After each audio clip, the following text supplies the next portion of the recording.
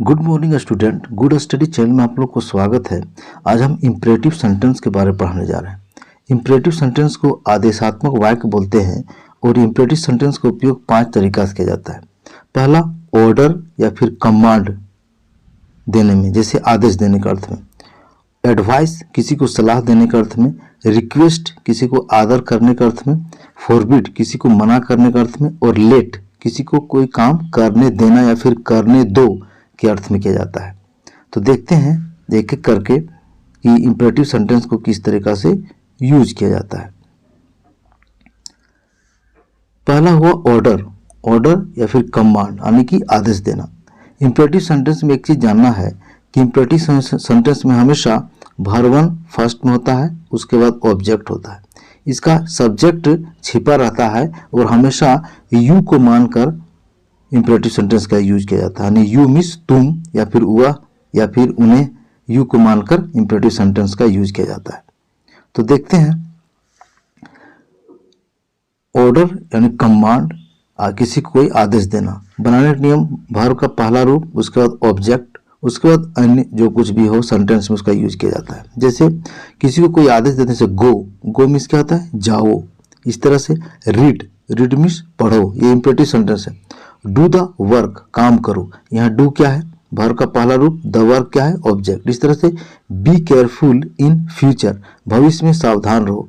इस तरह से यूज किया जाता है इंपरेटिव सेंटेंस का ऑर्डर के अर्थ में। अब हम आगे कुछ उदाहरण देखते हैं। गो देयर इमीडिएटली, तुरंत वहां जाओ। नोट डाउन इंपॉर्टेंट पॉइंट, महत्वपूर्ण बातों को नोट करो, ये आदेश दे रहा है। गो टू मार्केट, बाजार जाओ। Switch off the light, light बंद करो। Switch on the light, light on करो। इस तरह से इंपरेटिव सेंटेंस में ऑर्डर का उपयोग किया जाता है। अब हम आगे देखते हैं एडवाइस के अर्थ में। एडवाइस मीन्स क्या होता है, किसी को कोई सलाह देना। एडवाइस के अर्थ में हमेशा ऑलवेज प्लस वर्ब का पहला रूप, उसके बाद ऑब्जेक्ट का यूज किया जाता है। जैसे ऑलवेज स्पीक ट्रूथ, हमेशा सच बोलो। ऑलवेज है, स्पीक क्या है, वर्ब का पहला रूप, और ट्रूथ क्या है, ऑब्जेक्ट है। ऑलवेज स्पीक ट्रूथ, हमेशा सच बोलो। ऑलवेज फॉलो द रूल्स, हमेशा नियम का पालन करो। आदेश दे रहा, always follow the traffic rules, हमेशा ट्रैफिक नियम का पालन करो। ऑलवेज ओबे द एल्डर्स, हमेशा बड़ों की आज्ञा का पालन करो। इस तरह से एडवाइस के अर्थ में इंपरेटिव सेंटेंस का यूज किया जाता है। अब हम आगे देखते हैं फॉरबिड। फॉरबिड का मतलब क्या होता है, फॉरबिड होता है मना करना, और फॉरबिड के अर्थ में डोंट को लेकर किया जाता है। जब किसी को कोई काम करने से मना करते हैं तो डोंट आगे होता है, उसके बाद वर्ब का पहला रूप, उसके बाद ऑब्जेक्ट होता है। इंपरेटिव के केस में लिखते हैं क्या, डोंट डिस्टर्ब मी, मुझे डिस्टर्ब मत करो। इस तरह से डोंट शाउट, चिल्लाओ मत। इस तरह से डोंट डू लाइक दिस, ऐसा मत करो। इस तरह से डोंट क्या हुआ आपका, मना करना। डू क्या हो गया, वर्ब का पहला रूप। लाइक दिस क्या हो गया, आपका ऑब्जेक्ट हो गया।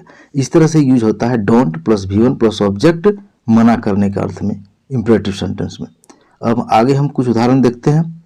डोंट बली मी, डोंट बुली मी जिसको बोलते हैं, BU बुली, डोंट बुली मी, इसका मतलब दादागिरी मुझे मत दिखाओ। इस तरह से डोंट स्पीक टू मच, ज्यादा मत बोलो।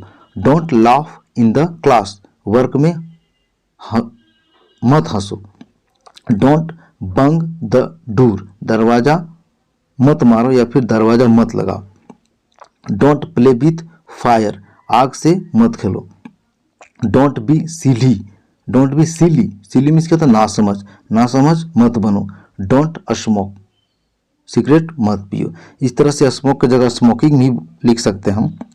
इस तरह से डोंट का इंपरेटिव सेंटेंस में यूज किया जाता है। अब हम आगे देखते हैं रिक्वेस्ट के अर्थ में। रिक्वेस्ट दो तरह से किया जाता है, प्लीज और काइंडली के अर्थ में।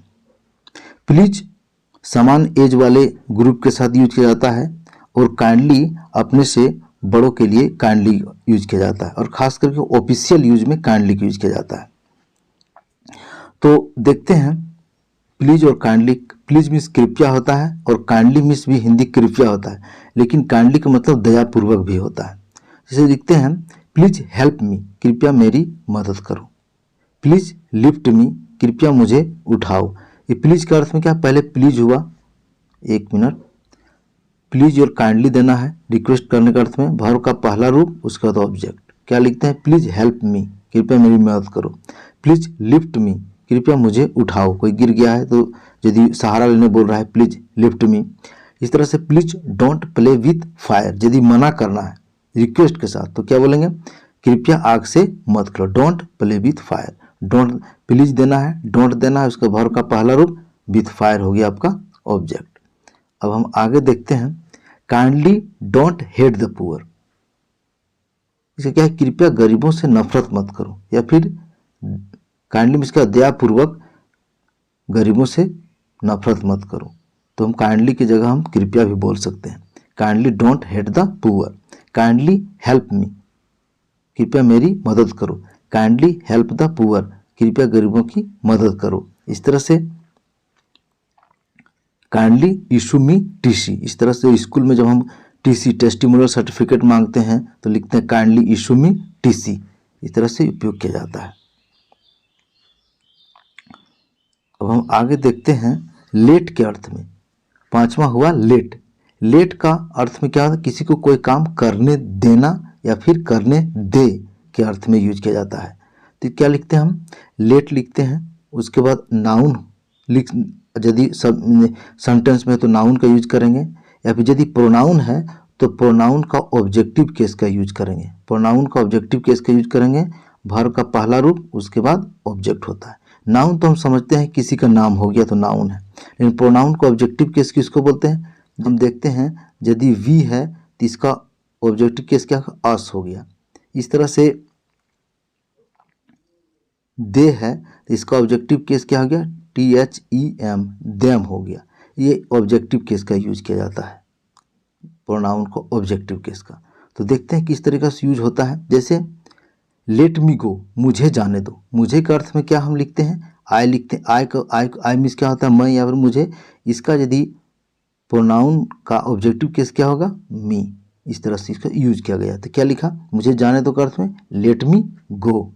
इस तरह से लेट देम थिंक, उन्हें सोचने दो, दे के अर्थ में यूज हुआ। लेट देम वर्क, उन्हें काम करने दो। Let me tell you briefly, मुझे तुम्हें संक्षेप में कहने दो। इस तरह से यूज किया जाता है लेट के साथ। लेट के साथ किस तरह? लेट या फिर किसी का नाउन रहे या फिर प्रोनाउन का ऑब्जेक्टिव केस रहता है, वर्ब का पहला रूप प्लस ऑब्जेक्ट। अब आगे देखते हैं, let me now about it, मुझे इसके बारे में जानने दो। लेट अस गो नाउ, अब हम लोगों को जाने दो।